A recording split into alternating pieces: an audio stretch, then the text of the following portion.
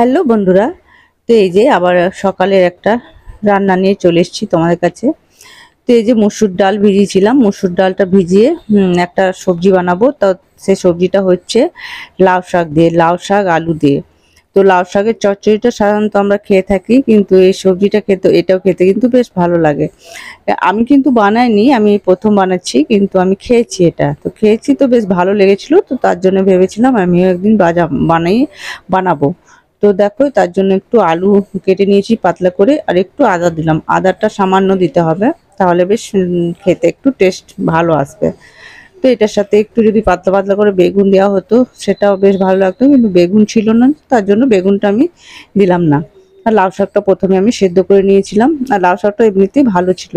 আর এই যে মসুর ডাল বেটেছিলাম, মসুর ডাল আর মুগ ডাল মিলিয়ে যেটা বেটেছিলাম, ওটা বড়াগুলো ভেজে রেখে দিয়েছি।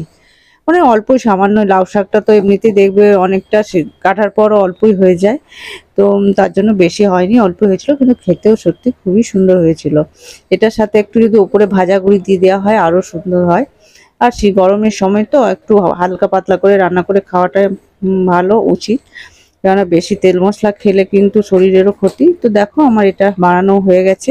একটু পাতলা ঝোল রেখেছিলাম, তো ঝোলটা রেখেছিলাম, খেতেও বেশ ভালো লাগছিল। তারপর গরমের সময় একটু আম বাটা ভাবলাম বানাবো। তো বাবাকে বললাম, কটা আম আছে গাছে পড়েছে, দেখো আমগুলো পড়ে কেমন নষ্ট হয়ে যাচ্ছে, তো একটু ছাড়িয়ে দাও, আমি আমটা বেটে নেবো। মানে মিক্সিতে পিসবো, শিলনোড়াতে তো বাটা হয়ই না। দেখো এরকম আম যে কত পড়ে যাচ্ছে, মানে প্রচুর আম পড়ছে। আমি আচারও কিন্তু বানিয়েছি কিছু। তো এমনি আমের চাটনি বানিয়েও রেখে দিয়েছি ফ্রিজে, প্রত্যেকদিন অল্প অল্প করে না বানিয়ে বেশ বানানো হবে। তারপর দেখো, এই যে এই শাড়িটা আমার কিন্তু বেশ অনেক অনেক বছর হয়ে গেল।